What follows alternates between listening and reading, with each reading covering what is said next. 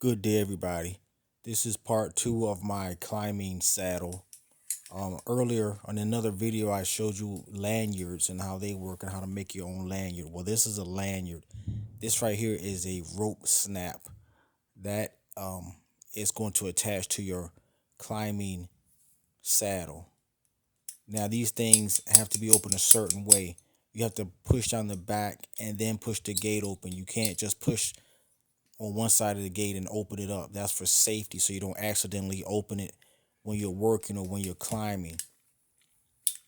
Now, this is a rope grab. The orange part is the carabiner. I don't know if you remember that.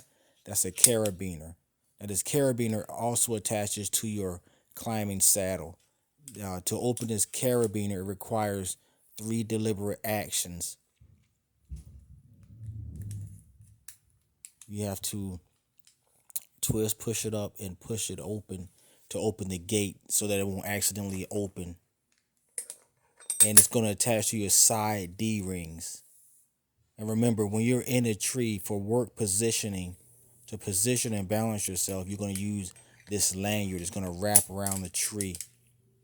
So you have to situate yourself a certain way to be safe. Now, when I use these things, I typically adjust the carabiner so that the gate is facing away from me. Here it is facing me. Usually I like it facing away from me. This is how the rope snap goes into your side D-rings. So both side D-rings are being utilized right here. And see the rope? This is 1/2 inch climbing rope rated for climbing. Can't just get any rope. This is life support.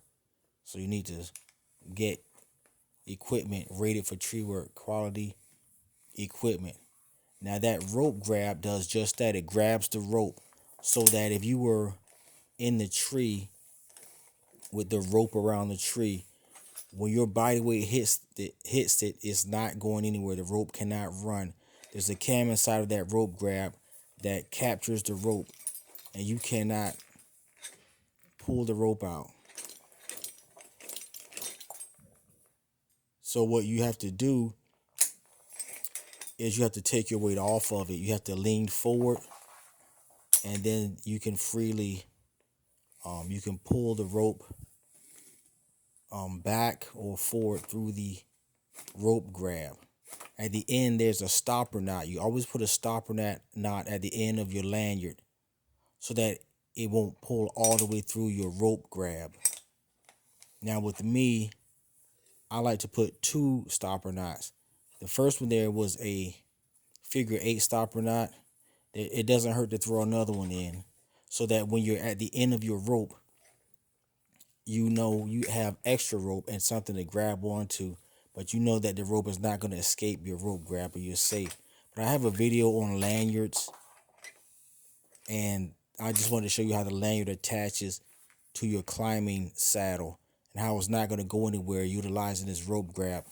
Like I said, seek qualified professional instruction before you do anything like climbing or anything dangerous, especially if you're going high up or if you're new to this. So I just wanted to show you this. This is my saddle again. It's a Weaver saddle. I've had it for a few years. It gets the job done. Now this is the carabiner. It's another carabiner that I'm going to attach to my front D-rings.